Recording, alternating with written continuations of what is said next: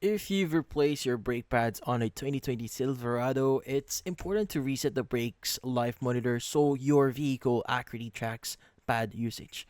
Now, how do you exactly do it? So first things first is you want to start your truck. Now turn on your Silverado so the dashboard is active.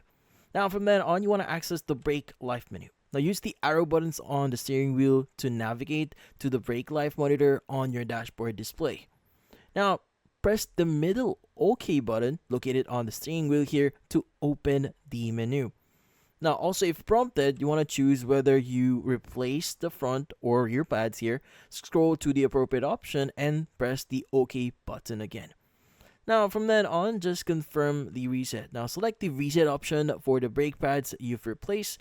Once confirmed, your brake pad life monitor will restart from zero. And that's about it. Now, as long as you follow these steps, you should be good.